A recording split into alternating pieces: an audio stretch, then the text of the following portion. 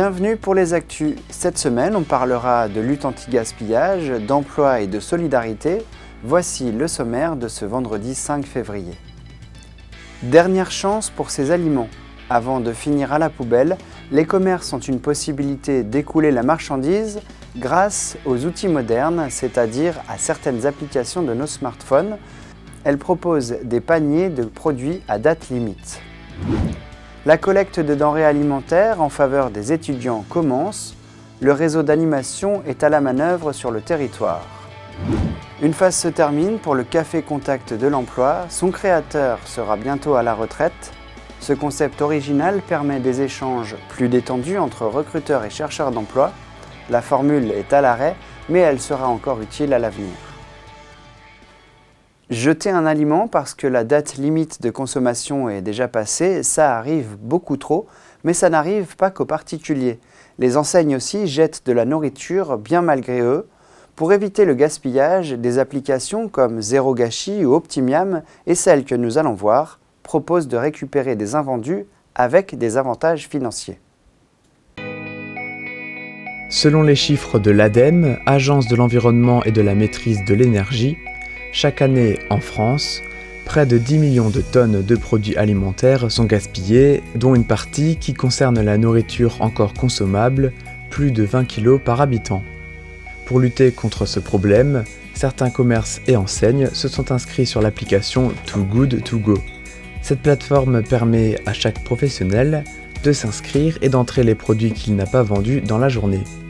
Trop bons pour être jetés, invendus ou avec des erreurs à la production, cela permet d'éviter le gaspillage alimentaire. Quand on travaille dans l'agroalimentaire, on a à cœur de ne pas jeter les produits à la poubelle n'importe comment. Et donc l'anti-gaspi est non seulement un effet de mode, mais également une vraie réalité par rapport à l'agroalimentaire. Et effectivement, nous, ça nous permet d'évacuer des produits en fait, et d'offrir des produits une fois que les salariés ont choisi les produits dans notre assortiment.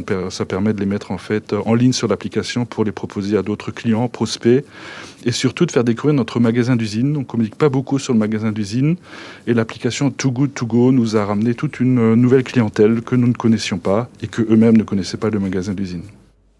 Sur l'application, on peut voir autour de sa localisation géographique les commerçants qui proposent de sauver des produits alimentaires. Chez nous, ce sera les supermarchés Match, Super U, la boucherie Fechter et Allez-L'Or. La commande se présente sous forme de panier d'un montant de quelques euros.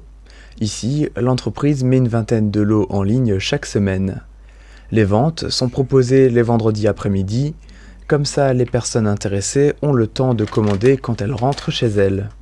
Après avoir réservé son panier, le client peut venir le récupérer le samedi matin. Par contre, il n'est pas possible de choisir ou de préciser ce que l'on veut, ce sera une surprise. L'application permet de toucher ces paniers pour le consommateur à 70% de remise, donc finalement le consommateur paye 4 et 8 euros au lieu de 12 et 24. Et du coup, nous mettons toutes les semaines une variété de produits différentes. Ce sont des produits qui ont soit une étiquette un petit peu collée de travers, comme on peut voir ici en fait sur ce pot-là, ou des produits en fait où les dates de péremption commencent à approcher ou commencent à couler. Et donc nous essayons de varier nos produits dans les condiments, les moutardes, les réforts, les cornichons. Nous mettons également du vinaigre, des huiles, des produits bio s'il en est. Et effectivement, dans le panier, nous mettons des produits à date certes courte, mais qui sont loin d'être périmés. Ce sont des produits en fait qui ont entre 0 et 2 tiers de date. Donc quand on a une moutarde à 12 mois de date, le produit a entre 0 et 8 mois quand il est mis dans le panier. Ce principe existe en Europe et dans le monde entier. En 2019, avec cette plateforme, plus de 10 millions de paniers ont été vendus. Depuis leur inscription sur l'application en février 2020, Allez-L'Or a sauvé plus de 1000 paniers. Après Reichshofen, un nouveau conseil municipal s'essaye à la retransmission vidéo. La séance du conseil municipal de Gundershofen s'est tenue le 28 janvier dans la nouvelle salle des fêtes pour avoir les distanciations nécessaires. Pour la première fois, le conseil était retransmis en direct sur Internet. Je voudrais aussi saluer le savoir-faire local à travers la présence de TV3B et de Rémi, donc savoir-faire local également, donc, avec des internautes qui doivent être en train de suivre cette séance, c'est une première. et en espérant que les personnes nous suivent nombreuses. Un dispositif léger, mais qui a permis à plus d'une quarantaine de citoyens de suivre les échanges depuis leur domicile. Les plus courageux auront regardé les 3 heures de vidéo. Ils ont ainsi pu voir la présentation de l'établissement public foncier d'Alsace. C'est cette structure qui se portera acquéreur pour la commune de l'ancienne station-service à l'entrée sud de la ville. Les échanges sont toujours visibles sur le réseau social Facebook, mais voici quelques informations issues de ce conseil. Un conseil municipal des jeunes et une nouvelle identité visuelle sont en cours de création. Un poste de chargé de mission a été créé, des panneaux de ville en alsacien seront posés et l'éclairage et les feux tricolores au niveau de Triba seront remplacés. La prochaine séance du conseil municipal de Gundershofen aura lieu le 26 février. On reste à Gundershofen pour parler de ce nouveau tournoi du collectif gaming. La jeune association Collectif Gaming Gundershofen a organisé un nouveau tournoi ce dimanche 31 janvier. Les membres de l'association s'étaient retrouvés pour retransmettre en direct la compétition du jeu Clash Royale. Une fois n'est pas coutume, pour mettre en avant le patrimoine des Vosges du Nord, le thème de ce tournoi était autour d'un emblème de notre territoire, le château du Nouveau Winstein. 106 participants ont pris part au clash du Winstein. Sur ce jeu Clash Royale, 2 joueurs s'affrontent sur une carte, chacun possède 2 tours et un château à défendre. L'objectif est d'être le premier à détruire le château de son adversaire. Pour y arriver, on utilise des cartes qui vont invoquer au choix des créatures ou des sorts. Chaque victoire accorde une médaille au vainqueur et le joueur avec le plus grand nombre de victoires gagne le tournoi. À la technique, on retrouve Iliane et devant la caméra, les 2 présentateurs Mathieu et Clément commentent les matchs. Les rencontres se jouent parfois à quelques secondes près. Apollon qui... Oula, c'est 1-1. C'est 2-1 à la 4 secondes de la fin. C'est Il faut qu'il gagne. Oh non. Après remontée. C'est dommage, on a raté le match, mais c'est une remontée qui vient de se passer, mesdames et messieurs. Apollon qui avait, à mon avis, perdu 7 tours, mais qui a lancé une dernière contre Noctis, qui joue pas mal. Hein. Sur le podium, les écarts sont minimes, avec seulement 1 ou 2 points de différence. On retrouve à la 3e place Death juste derrière Rob. Le vainqueur de ce clash du Winstein est Inorage avec 27 victoires.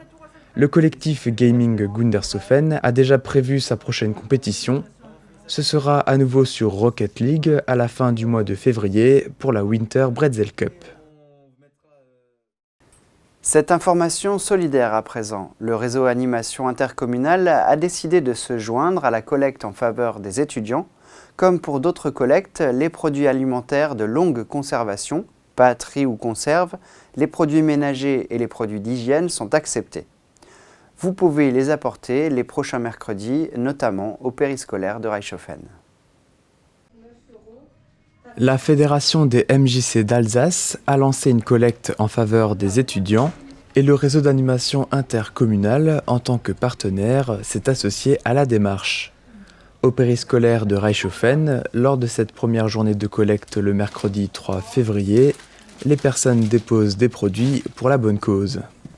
Alors, donc, ils peuvent ramener de la nourriture pour les animaux, des vêtements, des produits d'hygiène, des produits d'entretien, de la nourriture, donc tout ce qui est boîte de conserve, pâtes, riz, des produits pour le petit déjeuner, donc lait, gâteaux, confiture et tout ça. L'objectif est d'aider les étudiants qui se sentent isolés. Ils ne peuvent plus faire de travail partiel, comme c'est souvent le cas en restauration. Dès le début de la matinée, les premiers dons arrivent, mais il est encore possible de déposer vos produits, que ce soit ici ou ailleurs. Donc en fait, il peut venir donc, le 10 février et le 17 février donc, au périscolaire de Reichshofen, donc déposer les dons de 8h à 18h. Et donc du coup, moi je les trierai en fonction des catégories, si c'est des vêtements, si c'est des produits d'hygiène et tout ça en fait. Donc il y a aussi mes collègues du coup, donc à Niederbronn, à Merzuller, à Gundershofen, qui feront de même en fait qu'ici en fait. Et puis du côté du Val de Moder aussi, donc ils pourront déposer leurs dons au local jeune de Pfaffenhofen. Après avoir rassemblé tous les produits récoltés, l'ensemble sera remis à la fédération des MJC qui distribuera les dons aux étudiants. Les cafés contacts de l'emploi ont fait l'objet de reportages sur votre télévision locale. Le directeur et créateur de l'association prépare son départ à la retraite et il cherche un repreneur. L'occasion de faire avec lui un petit bilan. TV3V était témoin de l'un des premiers cafés contacts de l'emploi. C'était à Gundershofen en 2008. Le concept, des rencontres entre chercheurs d'emploi et recruteurs autour d'un café, cela pour favoriser le contact humain. Une formule qui a fait ses preuves partout en France. Ce qui a marqué le public, c'est pas de barrière, pas d'obstacle, c'est sympa, pas de CV. Le contact d'abord, le CV ensuite. Enfin, tout ce que vous aviez vu dès le début. L'aventure a ensuite pris diverses formes, des rencontres sur un quai de gare ou un livre, mais dans le secteur, on se rappelle surtout des CV dans les packs d'eau Celtic. L'événement après avec Celtic, le marketing social, ça c'est un phénomène qui a été hyper marquant parce qu'il y a eu des articles, même je crois, jusqu'en Afrique du Nord et au Japon, ou je sais plus, avec l'AFP. Ouais, ça c'était le coup, c'était pas prévu, hein. Paul Landowski espère voir encore grandir le concept qu'il a créé et qui malheureusement est toujours grandement utile. À l'heure de la retraite, d'un regard furtif sur le passé, il contemple le travail accompli mais pense déjà à la suite. Ça fait 14 années concrètes de Café Contact de l'Emploi, donc ça fait 237 Café Contact de l'Emploi réalisés. On a été 3 salariés avec des missions qui ont été terminées en juin. Avec la situation de la Covid, on est un peu en stand-by parce qu'on a encore 6 Cafés Contact de l'Emploi à faire, dont 2 sur l'Alsace, 3 dans le département de la Seine-Saint-Denis et 1 sur le Jura. Les Cafés Contact de l'Emploi continuent et comme beaucoup, Paul n'attend que la réouverture des bars pour organiser des rencontres. C'était les actus. Tout de suite, dans l'interview de la semaine, on surfe sur le nouveau site web Shop Bihunz. Et juste après, nous découvrirons un nouveau chiffre emblématique du territoire. Donc, restez avec nous. Merci pour votre fidélité et portez-vous bien.